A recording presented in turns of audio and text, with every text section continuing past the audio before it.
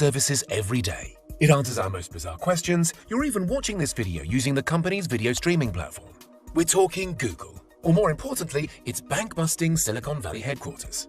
A short walk from the San Francisco Bay Area and a stone's throw away from other multinational headquarters like Apple Park and the homes of Facebook, eBay and Netflix sits the 26-acre site on which we find googolplex. Based in Mountain View, the Google headquarters gets its name from a play on words.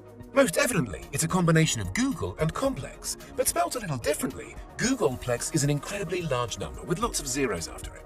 The latter explanation is probably a hint towards Google's global monopoly and its incredible successes. The land was purchased from Silicon Graphics, the creators of Jurassic Park's famous dinosaurs. Maybe that's why a dinosaur still looks over the complex today. For the first time ever, Google didn't move into buildings that were inhabited by previous tenants. The multinational firm this time around took matters into its own hands and employed South African architect Clive Wilkinson. It was said that teamwork and creativity topped the mood boards in Wilkinson's office when designing the giant Google complex. Both firms came together to design a space which was not only set up to boost productivity, but also workforce satisfaction. This can be seen with fun lava lamps and even giant screens showing live Google search terms from around the world, a nod to the company's most famous asset. Oversized whiteboards plaster some walls, full of creative ideas and, not so creative anonymous jokes. And many of the lobbies are home to pianos, welcoming the next musician who dares to play. An incredible amount of glass was used in the construction of googolplex, which boosts natural light, and offices are arranged in workspaces of 3 or 4 people. These little clusters are said to be effective for sharing and developing ideas, but are small and independent enough to reduce office chatter. It seems that Google has perfectly balanced the best of both worlds. Insider photos show workstations decorated with various Google and Android paraphernalia, and from what we've seen, they seem to house some serious productivity. Employees are there to work, but the company doesn't want them to feel that way. Staff are treated as friends, with access to an incredible amount of facilities. We've all heard of an on-site gym, that's nothing new, but the company also offers swim-in-place swimming pools. These are designed to reduce the footprint needed by allowing swimmers to swim against an artificially generated current. Various ping pong, billiards and foosball tables are dotted throughout the campus, with spaces to kick back and enjoy some video gaming too. Google even has its own self-contained pods, which are used by staff members to kick back and relax or to distance themselves from their surroundings in order to get down to work on some heavy tasks. What about outdoors? After all, California weather is supposed to be among the best in the world. Google has that covered too. Tennis courts, soccer fields and other outdoor spaces for fun frisbee games are all totally free to use for staff. These are all interlinked by a network of private footpaths. Health is looked after by on-site medical staff, and luxury is provided by a company-subsidized massage service. A haircut salon, a laundrette and dry cleaners. The list goes on. In fact, rumor has it that team members bring their laundry in over the weekend to avoid having to use their own machines. The best part about it, traveling between these amenities is all done on Google Colored Bytes. It's even reported that many employees are given a 20% portion of their work time to focus on side projects unrelated to their usual workload. Promoting and inspiring creativity pays off. Google says that's how many of its labs projects were dreamt up. Self-sufficiency was key to the Googolplex.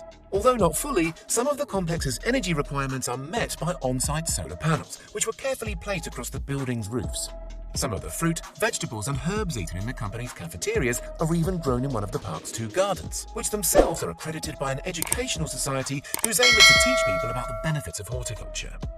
Many scientists and psychologists have commented on the benefits of getting outdoors for our mental health. And as you'd expect, tech giant Google recognizes these benefits, with mindfulness spaces strategically placed around the complex, utilizing spaces like the food gardens. Oh, and one last perk, food. Are you sitting down? Because this isn't for the faint-hearted. Google provides its staff with food, and a lot of it, entirely for free.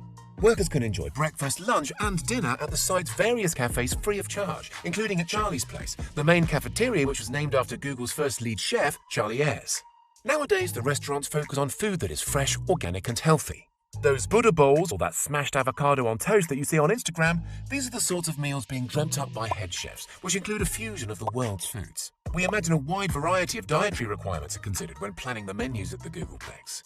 But Google employs real people. They're not all robots. And these real humans get hungry between meals just like you and I. The solution?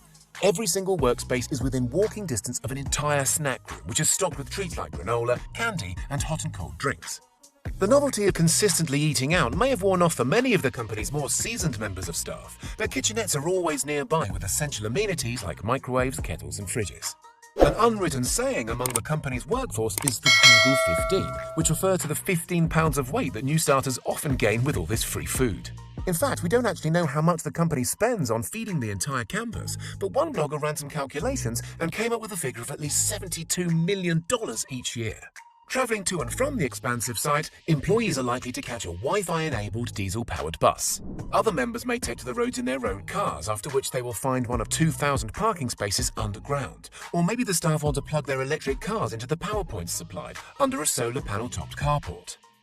Any visitors to the site will be quick to notice the fun aspects that Google injected here and there.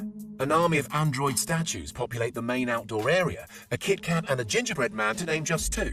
Of course, the green Android character features, as well as various spin-offs such as the metal Android statue popping out of the Android building's upper floor. What did all this cost?